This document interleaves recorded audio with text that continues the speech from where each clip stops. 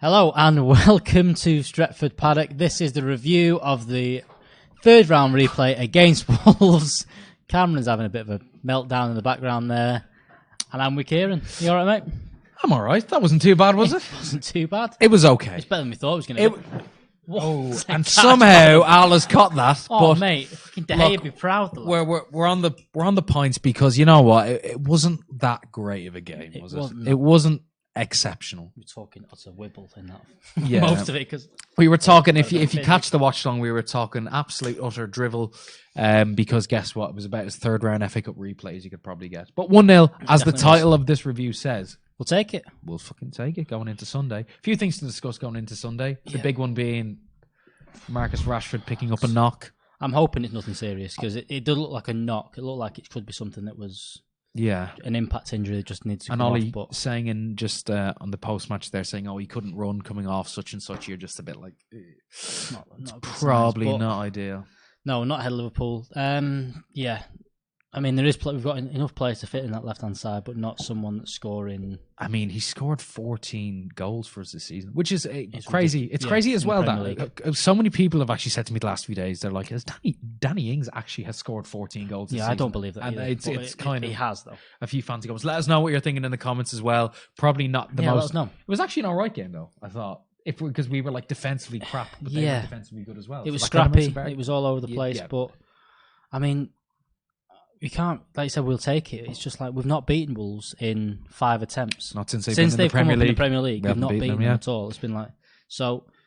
I think ahead of the FA Cup game, I think everyone was kind of thinking, if we go out, it's not the worst thing. Yeah. Before that, but I think after the City game last week when we got that kind of essentially knocked us out of that cup. League Cup made this one more important. It made it like this is our chance at domestic silverware for you. I would say Europa League I would say probably our only chance. I see the Europa League and I just don't see our squad having enough depth to cope with maybe the fixtures that entails. Maybe a lot of the youngsters can, pick up, come into the team. But I would say probably if you're looking at odds-wise, FA Cup is probably the most likely. Yeah, because I think the other teams are more likely to rest players all the way through. Exactly. I don't think... it's the same as the League Cup. They're going to wait to the semi-finals and then they're going to start playing the full-string teams. But up until then, Liverpool managing to get through as well with their D team against Everton. Liverpool have been tried to knock out of both competitions. Yeah, but they're still managed to get through because Everton put a full-string team. That was shocking. They can't do the treble, can they? Don't say horrible things like that. Touch wood. Things like that. Right, what are you saying in the comments as well? Murphy, another clean sheet for Romero. Yes. You know what? You can't overlook them. I mean. He didn't pull off too many amazing saves today, but it's another clean sheet against a good team. He really is it's so true what people say about him. He really is the best backup goalkeeper on the planet. Yeah. And I demand that someone debate me on that. There's no one better. There's no one better. There's no one doing what he's doing, and every time he comes in, he does have a few shaky moments when he comes out on the ball, but he's not great with the ball at his feet. No, shot stopping wise though, you can't knock him. I mean, going back, so let's look at. They had that goal. The first thing that happened pretty much in the game was that ball over the top from Juan Mata, which showed why he kind of played tonight. Mata looked really good. Besides getting the goal as well, beside the goal, he looked sharp. He was playing some good balls in all the way through, and he's kind of what we've been missing in this. Kind of what we want that number 10 signing to do, maybe with a bit more legs. He played that ball over the top, and Ruddy made a good save up against Dan James. Yeah, and then it seemed like Jose and the watch, it was almost like Wolves are like, you have the ball for a bit. We did that. We created a couple of chances, and then Wolves went, right, okay, let's step this up a bit. And they got a couple of chances and probably should have... Yeah. That goal probably should have stood. It was a bit of bad play from Fred. Pings it against the back of Matic. Yeah. I literally just messaged one of my housemates as a Wolves fan, and I said, do you think that was a handball? And he goes... It probably was. It's harsh, but... It is a VAR handball. It's a VAR handball. Yeah. But... like you said, they invited us on, and we are a team that can't unlock that deep lying defense. But he said Mata was brilliant. I said in the office, I said to you, would Mata, and I'd love to get people's opinions on this as well in the comments. Mata to start Sunday? I don't know. Wanfield 2.0, different Liverpool, I know, but different Liverpool. I think against Liverpool, I think we're gonna sit back a lot. I think we're gonna soak up a lot of pressure. I'm gonna try and hit him on the break. I don't think it's gonna be a game for Juan Mata. I think it's gonna be a game for I think Matic and Fred are in there because that's all we have in midfield. We've kind of settled on Bruno's not going to play I think it's when he does sign now. Yeah, I think it's more when than will. Because he's going to play against Benfica on Friday. That could go horribly wrong if he doesn't sign. I've just got a bad feeling about him signing for us. I'm not going to lie. It's not going to happen or something. No, I got a feeling it will. I know it will happen. It is going to happen, but I've got that Di Maria feeling in my waters right now. I've got that I can't lie, folks. I've got that Di Maria feeling. Is he using this as a bit of a stepping stone to get into here and then show himself and then maybe move on elsewhere? Or he's not. Well, not a lot of the elite clubs have been in for him. No. It's been us and it's been Spurs, and I don't think there's been many other clubs thrown into the conversation. Look, he's. I think his numbers speak for themselves. He's been fantastic, but as I said during the summer, and I'll stick by it, you've always got to be cautious when you're taking players directly from the Portuguese league. For every David Luiz or, I'm trying to think of, for every David Luiz or Ronaldo, there's going to be a Nico Gaitan or someone, a Renato Sanchez, someone who isn't going to. Oh, Renato Sanchez. Steve's giving me the eyes here. Renato Sanchez had one. He was good at the Euros, but that's about it. He's at Lille now, I think. Yeah. So, it's. Yeah. You don't know what you're going to get. And 60 million, I don't know what's... I think there's all this crap about people saying, they're way apart in the transfer fee. I think it's literally just because... I think it's the Benfica game on Friday. It's the Benfica game Friday. Comment here from Cress Welsing, great name. Times have changed. Performances in knockout tournaments used to be secondary. You're right. They did used to be secondary. But I think, in some ways, everyone's trying to compare us to Liverpool when they were doing this sort of rebuilding process where they kind of stripped things back and started again. I think the one mistake they made in all that was they didn't put teams out in the cup competition. They didn't win any trophies, which kind of meant that everyone was... And the same way Tottenham have now. We know Tottenham as well. Whilst they've tried to build for this team that's going to win the championship or win something big, they haven't been winning trophies along the way. And I think that for a squad isn't the best thing to do. You don't get in the routine of winning trophies. I think when you are building a team, I think if you can put a team out that's going to compete in these, it makes a massive difference winning things at Wembley. Going to Wembley, getting used to the big occasion, getting used to the amazing. Big games. I've always run with the narrative that Jurgen Klopp is a fraud. Obviously, it kind of seems laughable now, but just based on the fact that he hadn't won anything. And I think you really do measure a manager's success on whether he's won anything. Of course, That's why I really hope Ollie does get some sort of silverware under his belt. So whether people say, he's only won 27% of games, which, by the way, I think is bollocks now. I think people have crunched the numbers enough to know that's not true. No. But, you could say, well, you may call him shit, but he's won, more silverware in his first 18 months than someone did in their first 3 years. Because at the end of the day, that's how you measure a manager's success. That's how you measure things. I mean, obviously now that you've built that team, they've built that team up. But I think that's what I want to see. You want to see big games at Wembley. You remember that even Van Gaal's last game kind of got knocked down because it was his last game and he got sacked within before the game. It felt like before the game because everyone knew he was going. Jose scarf's on sale outside the ground. Yeah, that was already done. But at the same time, that kind of occasion, and then that season under Jose where we finished sixth. That was a weird season. We didn't lose a lot of games. We went on a mad unbeaten run, but it was just. But that season, because we had the League Cup final which we won, and then we had the Europa League final. That was a much bigger occasion. I think that's kind of what I think this team needs as well, especially with how young everyone is. Yeah, I'd love to see, like you said, Europa League. I think would be probably the best case scenario to win that as far as silverware goes. But I'd love to see lads like. We saw Dylan Levitt making 100 successful passes against Astana. I'd love to see players like him, Laird, winning an FA Cup. Imagine how big that would be. Bernard as well. Just all those players having a bit of game time in significant games to the run up of winning a Europa League would be awesome. But there's a lot of good teams in the Europa League. But we'll see what happens. Look, let us know what you think. Will we win the Europa League? Going back to people saying about Mata at the weekend, saying. He might not have the legs for Sunday. I kind of agree with that. I think it's probably going to be Pereira or. I do like. I watched a bit of the Liverpool Spurs game where Spurs I think something had 25% possession. Yeah, and whereas Mata may not have the legs, it's a weird one. There's definitely something wrong that we're arguing. Should Juan Mata start one of the biggest games of the season in 2020? And he's 33. And we all thought he signed that contract extension to be a part-time player.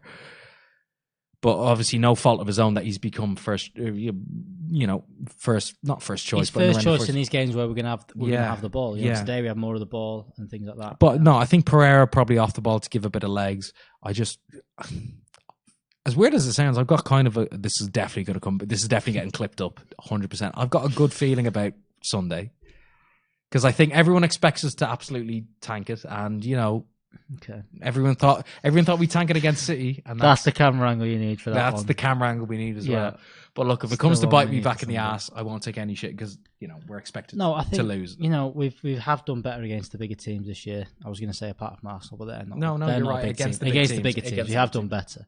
And I think that'll probably be the case again on Sunday. I think that the back four is pretty settled right now. I think that makes a massive difference. Keeping clean sheets. Do you start Williams or do you start Shaw? I think you got to start Williams. Yeah. Leach Chapel is saying, let's talk about Brandon. He was class again today. He's not, for someone that's 18, 19, he doesn't play at all like an 18, 19-year-old. He doesn't look shaky on the ball. He's making the right decisions all the time. He's doing those, everyone talks about his aggression and things like that. He's doing those big tackles when you need it to. He's not doing because it's very easy for someone like when Rojo does it, where he just goes flying into every tackle and he kind of looks a bit daft. But Brandon's doing it. He's doing it at the right times. He's putting those big tackles in when he's needed to, but also standing people up and do things like that. A lot of people saying Matt is 31 in the comments. Like, he looks like he's 33. Yeah, he does. I actually thought he was like 33. Look, I'm not denying that Juan Mata is too old and probably shouldn't be playing in this game. I'm just looking from a creative standpoint that as good as Andres Pereira may be off the ball giving us legs, he's not got he's not got the creative spark, unfortunately, that Juan Mata does. Although I do agree in somewhat that we're not going to have a lot of the ball. No. But yeah, Brandon, fantastic, honestly. Forget about Liverpool away. We ain't winning from Jacob OC. That's not confidence. Oh, Jacob, come on, man. We've always got to beat the Scousers. If there's one thing we've got to do it. Right, we've got some stats. Stranger things have happened. We got stats on screen. We beat City. We got stats on screen. 11 shots, 6 on target. It didn't, we had the stats at half time. It didn't feel like we'd had that many shots on target. It was a bit of an end-to-end game, but we'd say that much. It wasn't clear-cut. These 6 on target I don't think were clear-cut chances, but 11 key passes. 11 key passes. The other thing there is 57% possession. There was this stat going around, and I'd love to jump on the stats, but the stat going around that we weren't winning any games. We had more possession. Yeah. And we've done 2 or 3 in a row now where we've had more possession and we've played well, created chances. Because we did create chances today, for as much as it wasn't clear cut. We did create a few more chances, and we've won the game again today. Which is good to see. Yeah, we had a discussion, as you said before. Would it have been better if we actually went out in the first leg of this tie to cut our fixtures or whatever? But look, I think at the end of the day, we got Watford or Tranmere away. We don't know because that game got postponed. I'm pretty sure we should win that game. I think we've got something to prove against Watford after the last. We got fucking Tranmere and lose, man. Mike Dean supports Tranmere. That should tell you all you need to know about the club. They're not even Scouts. They're from the Wirral, which is like posh Liverpool. Really posh. But yeah, I think today any sort of elimination or conceding goals would have been going into Sunday. Nah. Don't want any of that. Jamie Voss saying, who's the kid in the grey shirt? Can he stop talking? There wouldn't be much of a show if it was just me. Oh, what? Do they know? Who said that? Jamie Voss here. Oh, fuck you, Jamie Voss.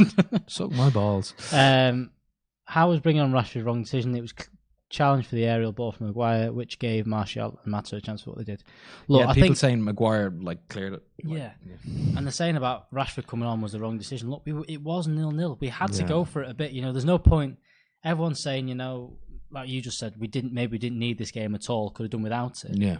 If you're in it, you need to try and win the game. You can't just. There's no point folding now. If you play 180 minutes and then just say, "Oh no, let's just settle for going to penalties." We may as well go for it. And Rashford came on, and like Ray's saying, changed the game. He dealt with that ball up. He held up a bit. He got onto Martial, and that's how we scored the goal. And Rashford was driving forward all the time. Looked like the threat. He looked like what he is, which is competing to be one of the best players in the league. I have a feeling Sunday is going to be the ball comes out to Rashford every time we get an attack. He's going to cut in on his right and just smash it at Alisson. Hopefully, he drops a clanger. Greenwood's going to come in, tap it in. You've heard it first here, folks. You've heard it first here. Only about 700 watching, only 54 likes. Yeah. Come on, folks. Yeah, we just watched the FA Cup replay. It's not great watching. We won beat Wolves. Well. Come on. 6 goals at it. We've not done that. It's a 6 goals. 6. Oh, yeah, because because 5 games. 5 games we've had it. Is William starting Anfield? Definitely. Yeah, he has to start. We're not even top 4. No, we're not right now, but who cares? Hashtag end bullying of Kieran. I completely agree. Yeah, but get that hashtag 1999, trending. but there's only one bully in this office, and he sat behind the camera on his phone. Cameron, the producer, he's a big bully. Let's see. Mark F saying, "Want to win the FA Cup, lads? I definitely want United to go for it. Who doesn't want to try for a trophy? I mean, that's if Ollie gets a trophy at the end of this, at the end of the season. Oh, it'd be quality. Yeah. What else we got? We got a nice comment. Aaron Hunter, love you guys. I can't wait for the weekend, but I hope Big Rash is okay. Hashtag Sha. Not sure the hashtag, but cheers for that. Yeah. But yeah, 3. I was going to say 3 points. Not 3 points. We are through to the next round. Yeah, can't knock it. Then let's have a look. If you guys want the US correspondent with a little bit of class and a bit of sass, DM me. Bit of sass, fair. But whatever. Hashtag bully. Yes, get that trending on Cam Waters' Twitter. Let's have a look. What's wrong with the man in the grey top? You lot are harsh, man. How are we harsh? The comments on you being. Come on, bring it on. Bring it on. Get off, man. Oh, leave us alone. There's nothing wrong with me. On the Irish. Cheers, Mark F. Yep. Up the lads. But yeah, anything else to add on that? Not really, no. Good. I'll take it. Yeah, I'll take it. We've got all sorts coming up. Yes, we do. We have we have Joe's Late Night Live, I believe. Friday night. We'll have news tomorrow. We'll have a podcast tomorrow. We'll have all sorts. Make sure you check out. Mr. Stephen Howson is not doing a review today, but if you want to check out his 5 things we learned, that'll be going out tomorrow. Also, we've got Joe has been to Liverpool this week. Oh, he has. Joe Smith and he's met the lads from Redmen TV. So they've done a bit of behind the lines. Make sure you check that out. It's something we're going to try. It is a good conversation. It's a good conversation. We watched good it thing to do. So make sure you check that out. And then we're into the weekend. So make sure you check out all our previews, team news. We'll have the watch along on Sunday. I think Mr. Stephen Nelson will be here. Will he? Will he not? Will he not? Is it a fisherman's hat, or what did you describe it as? A patrol hat. Anyway. He may have his patrol hat with him. We'll see. Yeah. Okay. Cheers for having us. Thanks for having us. Cheers, Kieran. Al, as always. 1-0 win. And we'll see you next time. See you. See you later.